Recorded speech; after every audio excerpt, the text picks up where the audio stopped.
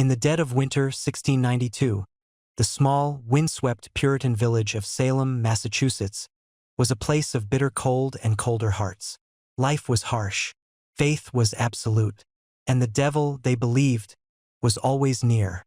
But no one expected that the first whispers of evil would come from the mouths of children. 9-year-old Betty Paris and her cousin, 11-year-old Abigail Williams, began acting strangely. They screamed and sobbed without reason. Their limbs twisted and jerked in unnatural spasms. They crawled under furniture, barked like dogs, and spoke in tongues. They claimed invisible hands scratched and pinched them in the night. The town was stunned. The physicians were baffled.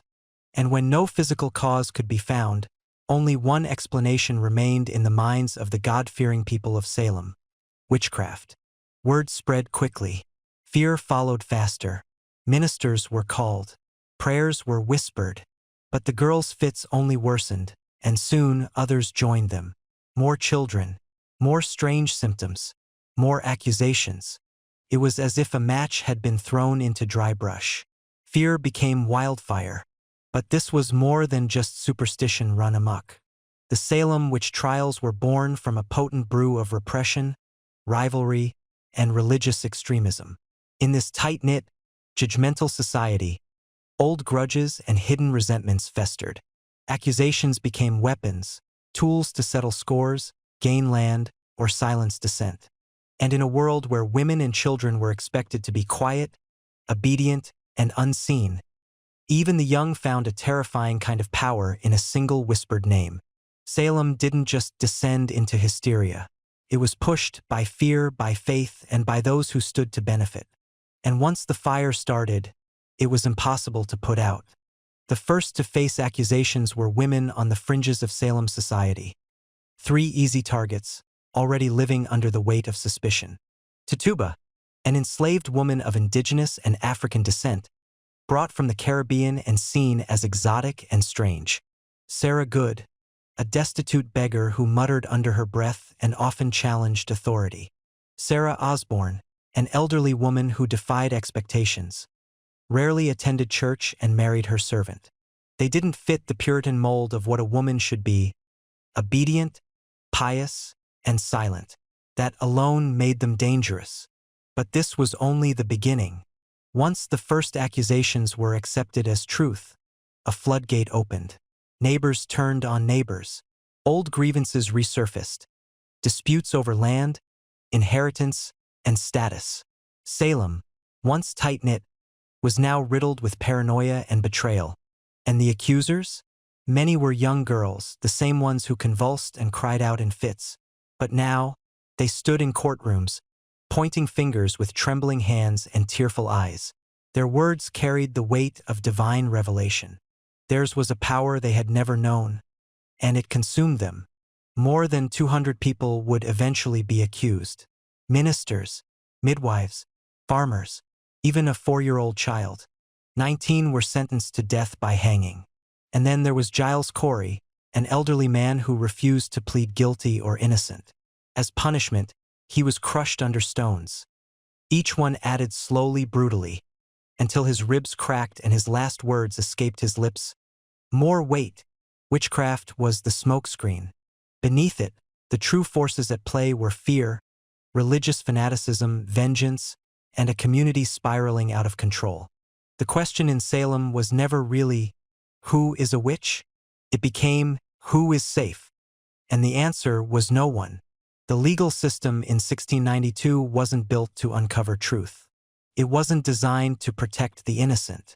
It was built to preserve order through obedience, through fear, through submission.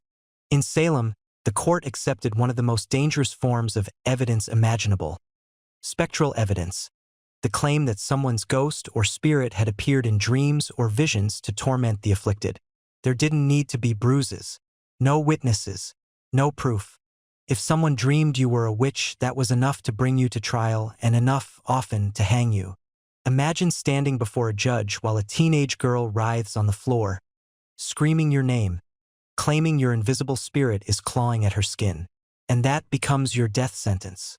There were no lawyers to defend the accused, no chance to challenge evidence. no way to prepare.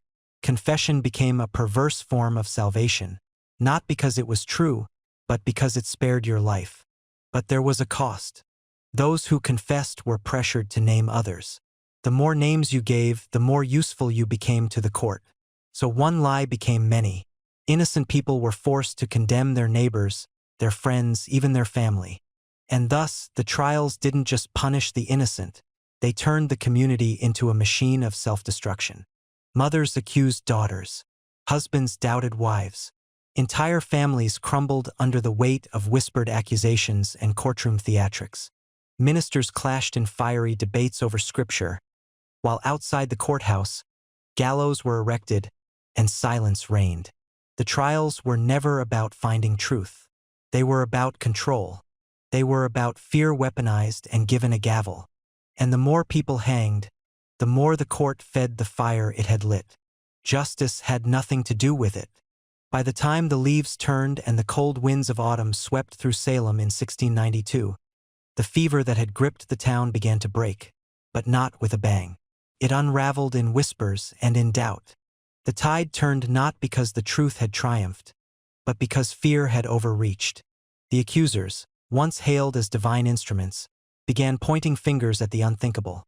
Respected churchgoers, wealthy merchants, military officers, even the wife of the colonial governor, Lady Mary Phipps. This time, the town didn't cheer. Something felt wrong. The community had watched as people of all ranks, good people, godly people, were shackled, shamed, and condemned. And slowly, painfully, reason began to rise from the ashes. Ministers who had once stood in support of the trials began to question them. And then came a voice too powerful to ignore. Reverend Increase Mather, president of Harvard and one of the most influential theologians in New England, spoke out boldly. It were better that 10 suspected witches should escape than that one innocent person should be condemned. With those words, the spell broke. Governor William Phipps, whose own wife now faced accusation, disbanded the court of Oyer and Terminer, the tribunal responsible for the executions. Spectral evidence was thrown out. Trials halted. The remaining prisoners, many of whom had languished for months in freezing, disease-ridden jails, were gradually released. But the wounds would not heal easily. 19 people had been hanged, one crushed to death. Dozens more suffered in prison. Families were destroyed, reputations ruined, a town left to reckon with its guilt. Salem would never be the same. It became a cautionary tale, not of witches, but of what happens when fear is given free rein, when justice is sacrificed for conformity, and when suspicion is allowed to masquerade as truth. In the end, there was no witchcraft in Salem. Only people, and the terrifying things they do when they're afraid. When the final noose was cut and the last prisoner released, Salem fell silent.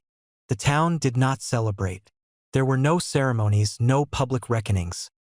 Only a deep, uneasy quiet.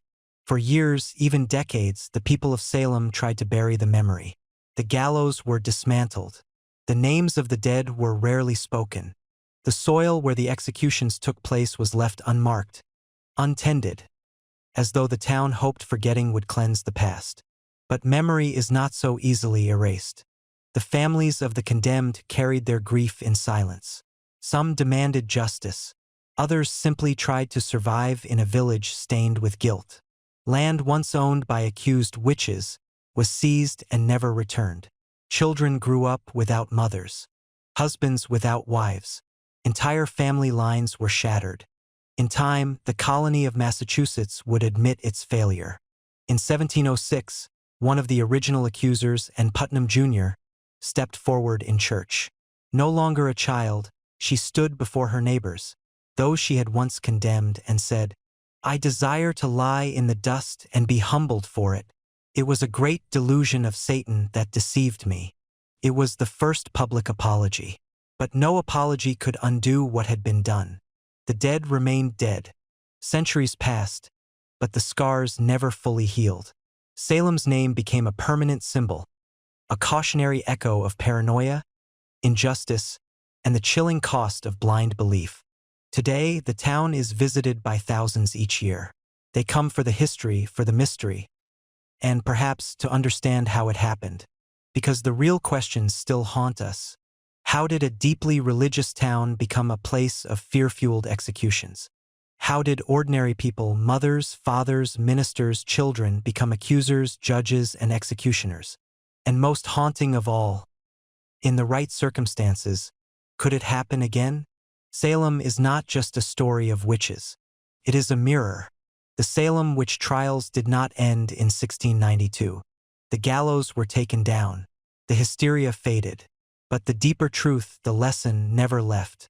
Because Salem isn't just a place. It's a warning. A warning that lives on every time fear is mistaken for justice. Every time the loudest voices drown out the wisest ones.